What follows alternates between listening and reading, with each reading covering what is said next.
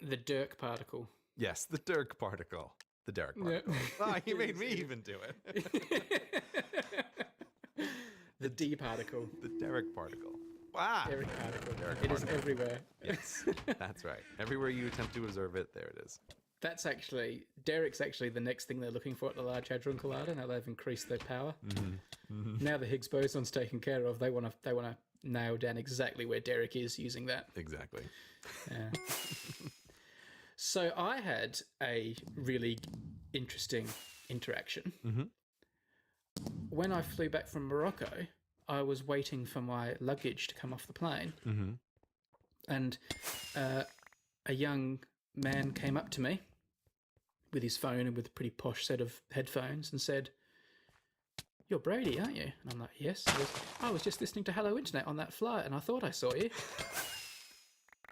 So his name was Jake, and he listened to Hello Internet. Not only did he listen to Hello Internet on a plane, he listened to Hello Internet on a plane with me. Wow. With one half of the podcast. And I don't think that will ever be beaten, because the only way you could beat that would be to listen to Hello Internet on a plane with both of us. And we're actually contractually not allowed to fly on the same plane. Oh, yeah? Because it's like how the royal family's not allowed to put too many people in line to the throne on one flight. Because if the worst happens, like Hello Internet would just be wiped out in one plane crash. So there always has to be one of us not on the plane. So You know what? I have to tell you something, Brady. You and your plane crash corners. So I took all these flights. Every single flight I was on, I had the exact same thought, which is that if I die, somehow I'm going to end up on some version of plane crash corner that you do. Because if I die, right, there needs to be some message that like, oh, the Hello Internet podcast is over.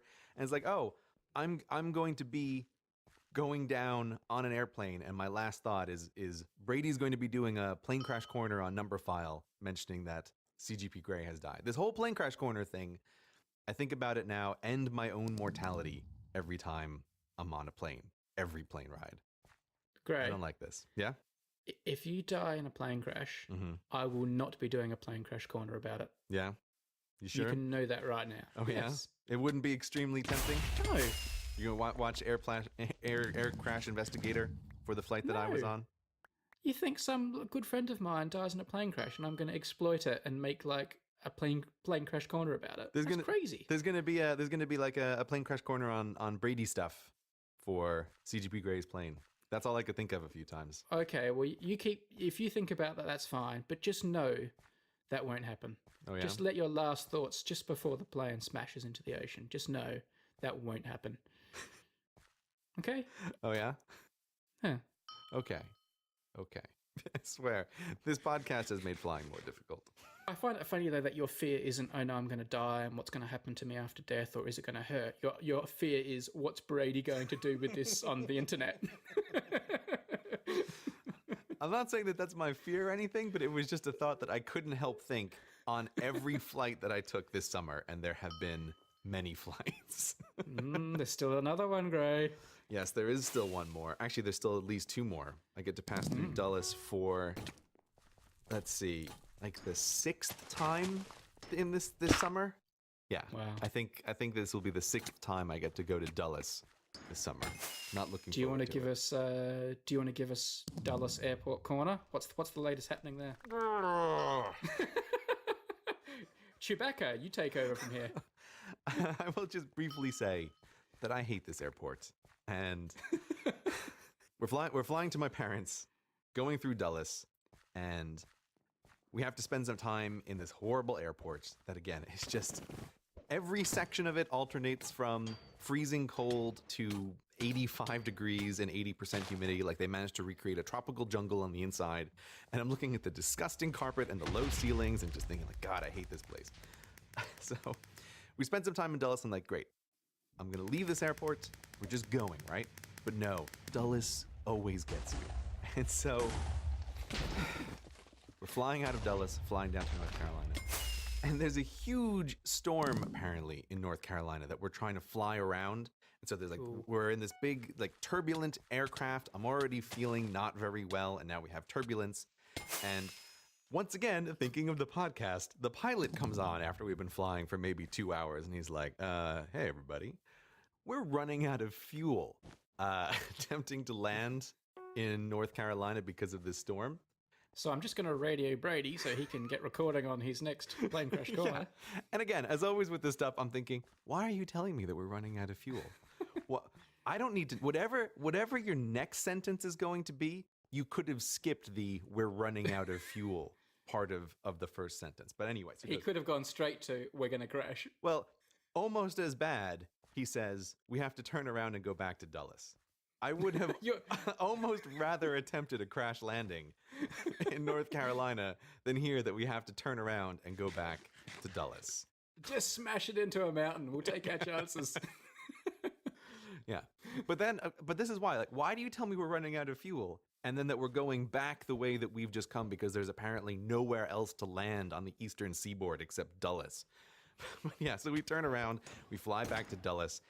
We get there, I don't know, at like 2 a.m. or some ungodly hour, and I'm thinking, Dulles, right? It always gets you. So then we have to go to an airport. Then we had to go to a hotel, and then come back to Dulles again the next day to fly out. It's just like, man, I do not like this airport, and it makes me pass through it even more than I normally should.